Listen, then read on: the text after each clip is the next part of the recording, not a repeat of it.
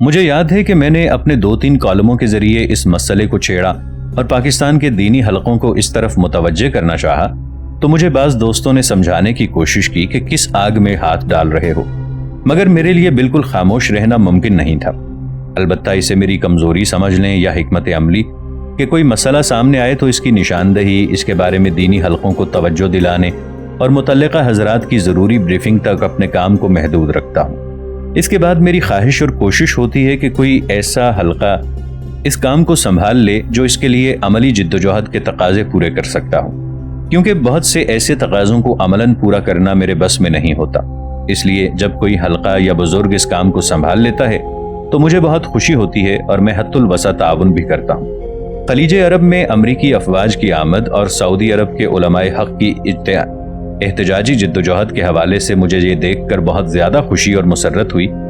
کہ اسے مفتی اعظم حضرت مولانا مفتی رشید احمد لدھیانوی کے حلقے نے اور پھر حضرت مولانا مفتی نظام الدین شامزئی شہید نے سنبھال لیا،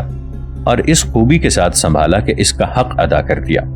سچی بات یہ ہے کہ جب ان بزرگوں نے خلیجی ممالک میں امریکی افواج کی موجودگی کے خلاف علم احتجاج بلند کیا اور پاکستان کے دینی حلقوں کو بیدار کرنے کی مہم شروع کی تو مجھے اتنی خوشی ہوئی کہ میں بیان نہیں کر سکتا۔ مفتی نظام الدین شامزئی نے مختلف سیمیناروں میں ملک کے سرکردہ دانشوروں کو جمع کرنے کا اہتمام کیا اور ان کے سامنے خلیج میں امریکی افواج کی موجودگی اور ان سے عالم اسلام اور حرمین شریفین کو درپیش خطرات کا ایسا نقشہ کھینچا کہ پورے ملک میں بیداری کی لہر پیدا کر دی، اور جس مسئلے کا تذکرہ کرتے ہوئے کچھ عرصہ پہلے تک زبانیں رک جایا کرتی تھیں وہ ملک کے علماء کرام اور دینی کارکنوں کی روزمرہ گفتگو کا موضوع بن گیا۔ اس موقع پر علماء کرام کی طرف سے ایک فتویٰ بھی سامنے آیا کہ جناب نبی اکرم صلی اللہ علیہ وآلہ وسلم نے اپنی آخری وصیتوں میں تلقین فرمائی تھی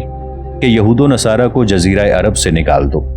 امیر المؤمنین حضرت عمر فاروق رضی اللہ عنہ نے اسی وصیت پر عمل درآمد کرتے ہوئے اپنے دور خلافت میں خیبر سے یہود کو اور نجران سے نصارہ کو جلاوطن کر دیا تھا۔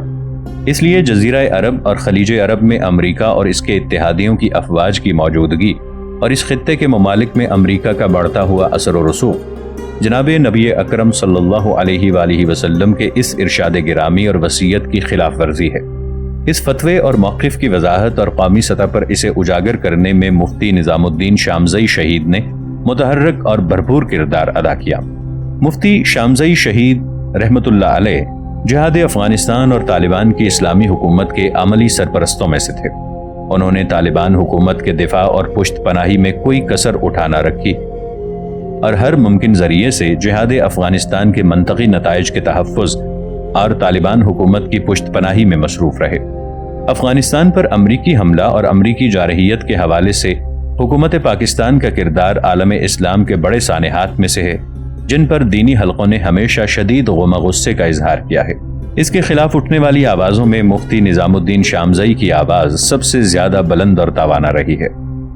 مفتی نظام الدین شامزئی صرف روایتی عالم دین نہیں تھے بلکہ ملت اسلامیہ کے مصائب پر کوڑنے والے اور امت کی مشکلات کے حل کی تلاش میں مضطرب و بے چین رہنے والے حق گو رہنما بھی تھے، حتیٰ کہ اس راہ میں انہوں نے اپنی جان کا نذرانہ بھی پیش کر دیا۔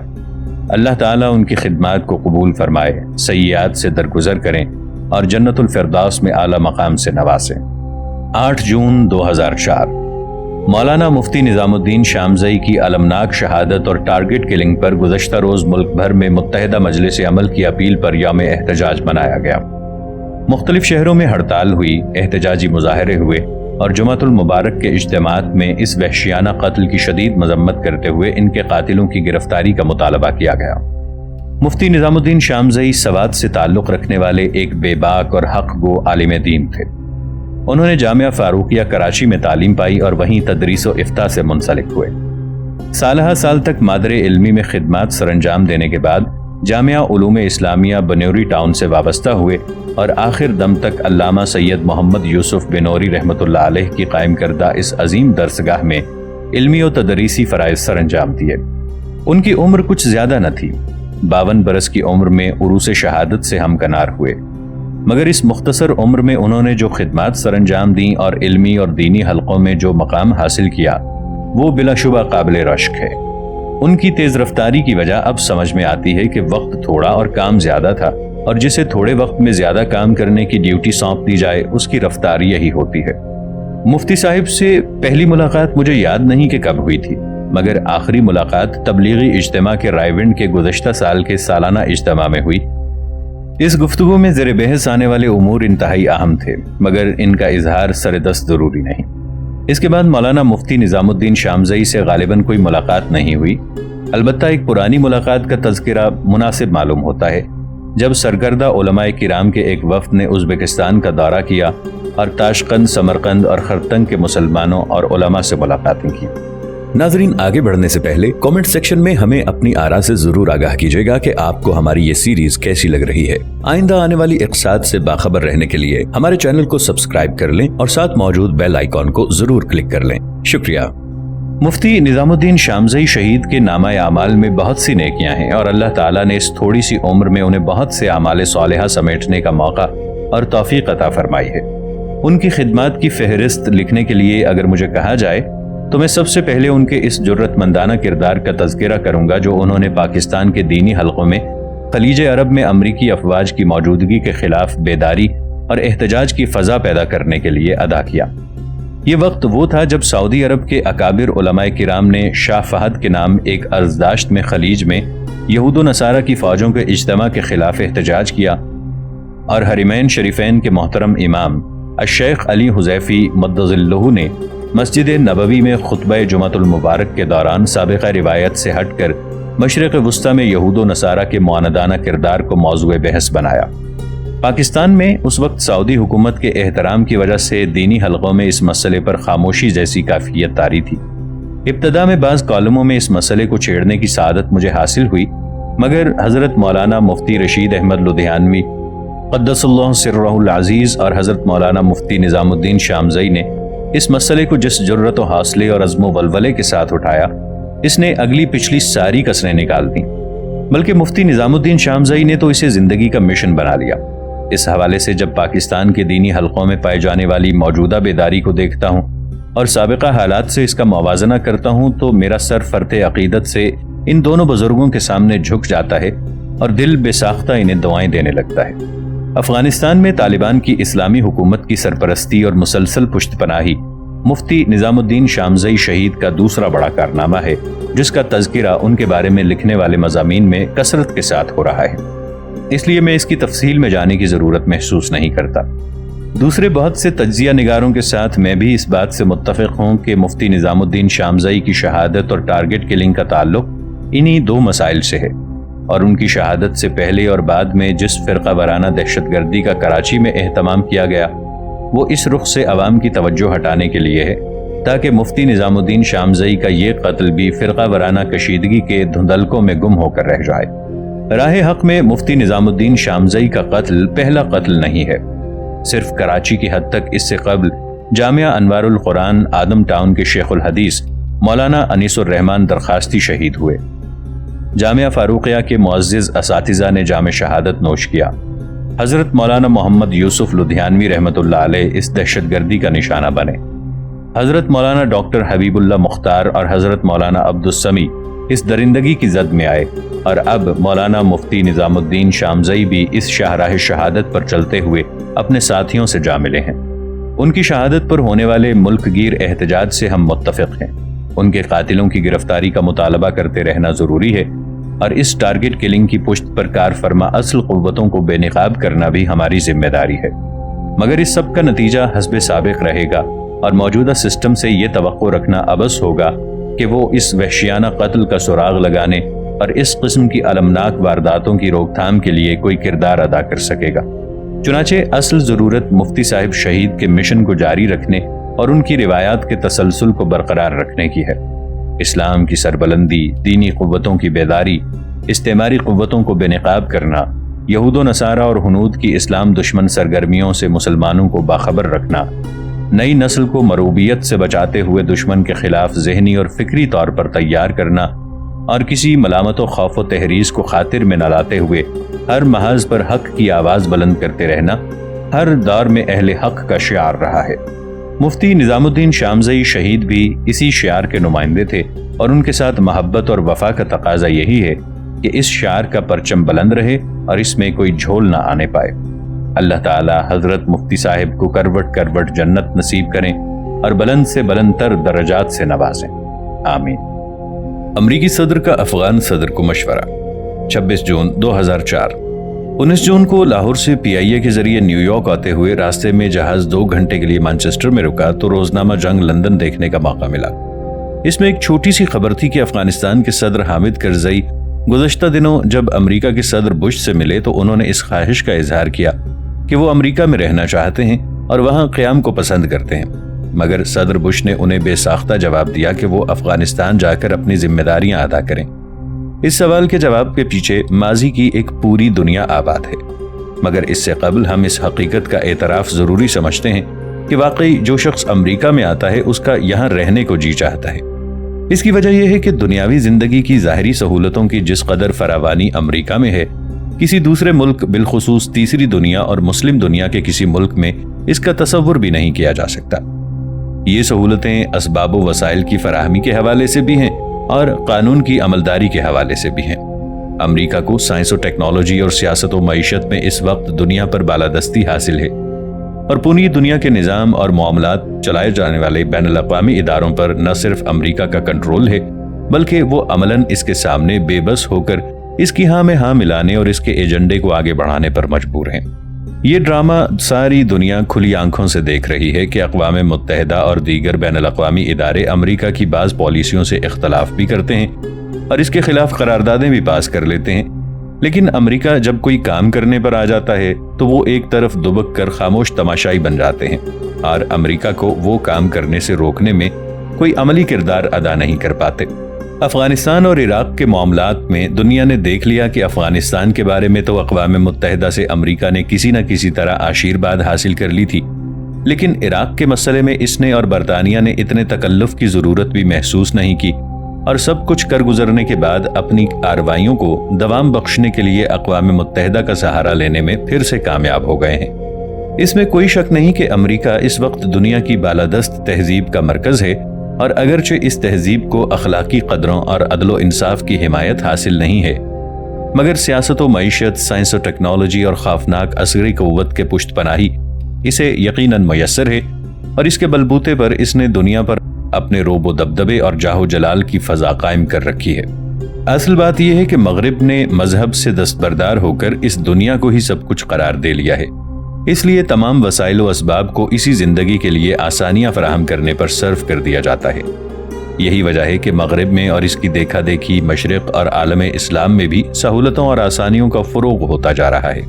ہر کام مشین کے ذریعے لینے کی کوشش ہو رہی ہے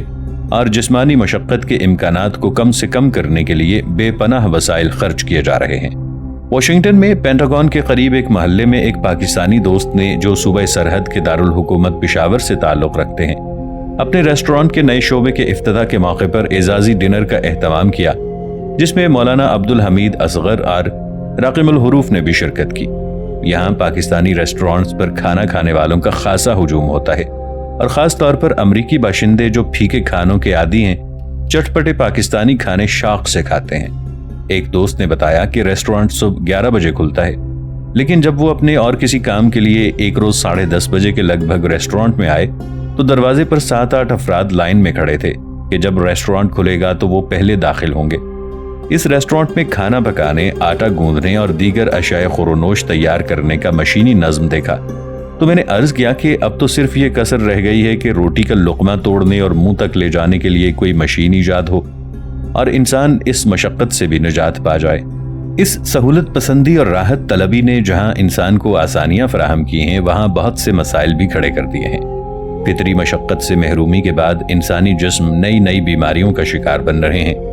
اور جسم کو جو مشقت طبعی طور پر درکار ہے، اس کے لیے مصنوعی طریقے ایجاد کیے جا رہے ہیں۔ مغرب کا پروگرام نرالا ہے کہ روح کے سکون اور قلب و ذہن کی طمانینت کے فطری طریقوں سے دستبردار ہو کر اسے سکون کے لیے مصنوعی طریقوں کا سہارا لینا پڑ رہا ہے۔ حتیٰ کہ منشیات کے فروغ نے مغرب کی پریشانی کو انتہا تک پہنچا دیا ہے،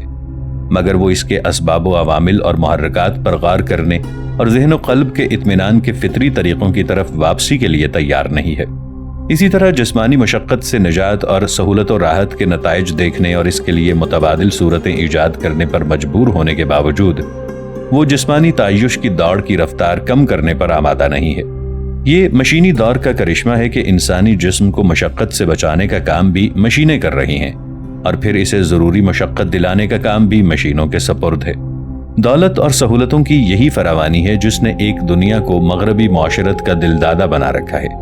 दुनिया के हर हिस्से से लोग खिंचे चले आ रहे हैं और तीसरी दुनिया और मुस्लिम ममालिक के बहुत से लोग हर वक्त इस कोशिश में रहते हैं कि उन्हें किसी न किसी तरह अमरीका, बरतानिया या किसी मगरबी मुल्क में क़याम की इजाज़त मिल जाए जहां रोज़गार भी है और ज़िंदगी की सहूलतें भी हैं, अमन व अमान भी है और डिसिप्लिन भी है। जबकि तीसरी दुनिया और आलम इस्लाम के ममालिक में बदकिस्मती से इनमें से किसी बात का तहफ़्फ़ुज़ और ज़मानत मौजूद नहीं है। हमारे नज़दीक यह मगरिब की पॉलिसी और हिकमत अमली का हिस्सा है कि इसने इस हवाले से भी दोहरा मेयार कायम कर रखा है, वरना तीसरी दुनिया और मुस्लिम ममालिक के अक्सर व बेशतर हुक्मरान और सरकारी मशीनरी के कारिंदे मगरिब ही के शागिर्द हैं, जिन्होंने बराह रास्त मगरिब से या नौ आबादियाती दौर में मगरिब के मुसल्लत करदा निज़ाम तालीम से तालीम व तरबियत पाई है। और ये मगरिब के दोहरे निज़ाम और मेयार का करिश्मा है कि उसने अपने मुल्क का निज़ाम चलाने के लिए जिन लोगों को तरबियत और ट्रेनिंग दी है वो आजकल सही तरीके से सिस्टम को चला रहे हैं। लेकिन इसी मगरिब ने बिलवास्ता या बिलावास्ता तौर पर तीसरी दुनिया और मुस्लिम ममालिक का निज़ाम चलाने के लिए जो खेप तैयार की है, इसमें बदउनवानी, नाअहली और करप्शन के सिवा कुछ और दिखाई नहीं देता। ये सिर्फ हामिद करजई की बात नहीं, बल्कि जो भी यहाँ आता है इसका वापस जाने को जी नहीं चाहता। 10-15 बरस पहले की बात है कि लंदन के इलाके साउथ हॉल में एक सिख दोस्त ने मजलिस में सवाल किया कि क्या बात है कि जब हम यहाँ आकर कुछ देर रहते हैं तो फिर वापस जाने को जी नहीं चाहता और यहाँ के दरो दीवार अच्छे लगने लगते हैं। मैंने अर्ज किया कि इन दरो दीवार की बुनियादों में हमारा ही खून है, क्योंकि नौ आबादियाती दौर में हमारे खून पसीने की कमाई का इस्तेहसाल करके मगरिब ने तरक्की और खुशहाली की राहें हमवार की हैं। इसलिए जहाँ खून का ताल्लुक हो उन्स का पैदा हो जाना तबाई बात है। इस पर वो सिख सरदार कहने लगा, ज्ञानी जी तुसी ठीक आख्या है, यानी सूफी जी आपने सही कहा है। अमेरिका को देख लीजिए, इसकी तरक्की और बुलंदोबाला इमारतों की बुनियादों में उन लाखों गुलामों और स्याह फामों की हड्डियां दफन हैं जिन्हें बहरी जहाजों में भर भर अफ्रीका से लाया जाता था और उनसे जानवरों की तरह मशक्कत ली जाती थी। अगर उन लाखों स्याह फाम गुलामों की मेहनत और मशक्कत को दरमियान से हटा दिया जाए तो अमेरिका की तरक्की और खुशहाली की इमारत धड़ाम से जमीन बोस हो जाती है। आज भी वर्ल्ड बैंक, IMF और दीगर मालियाती इदारे यही कुछ कर रहे हैं। सूद के इस्तेहसाली निज़ाम ने पूरी दुनिया की मईशत को जकड़ रखा है। मगरिब ने दौलत के वसाइल और मराकज़ पर न सिर्फ ज़बरदस्ती कब्जा जमा रखा है, बल्कि तिजारत, सनत और बैंकारी का ऐसा निज़ाम दुनिया पर मुसल्लत कर दिया है जिसमें दौलत के बहाव के सारे रास्ते मगरिब या उनके हमनवा ममालिक की तरफ जाते हैं। दुनिया भर की दौलत और असबाब दौलत पर चंद ममालिक की इजारादारी है जिनकी कमान मगरिब के हाथ में है। इसलिए जिधर दौलत का बहाव होगा, दौलत के तलबगारों का रुख भी उधर ही होगा। ये फितरी बात है जिससे मफर की कोई सूरत नहीं है। अलबत्ता हामिद करजई का मामला थोड़ा सा मुख्तलिफ है। वो बड़े इत्मीनान से अमेरिका में रह रहे थे, कारोबार भी था और इत्मीनान भी था कि अचानक उनके सर पर सदारत का ताज रख दिया गया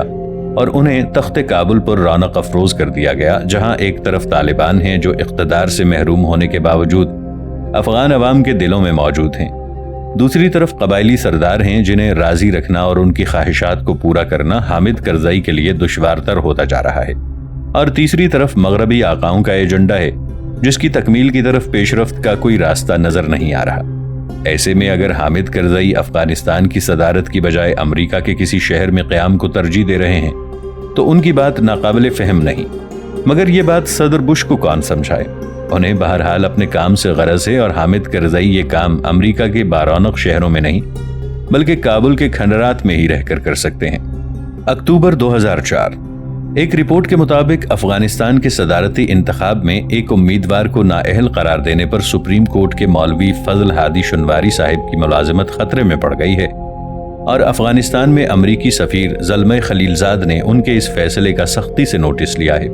रिपोर्ट के मुताबिक अफगानिस्तान के सदारती इलेक्शन में हिस्सा लेने वाले उम्मीदवारों में से एक साहिब ने गुज़श्ता दिनों किसी तकरीब में खिताब करते हुए इंसानी हुकूक के हवाले से कुरान करीम के बाज़ अहकाम पर तनकीद की اور کہا کہ قرآن کریم کی یہ آیات ان حقوق کے عالمی تصور سے متصادم ہیں اور وہ برسر اقتدار آنے کی صورت میں ان آیات پر عمل کرنے کی بجائے انسانی حقوق کی پاسداری کا اہتمام کریں گے۔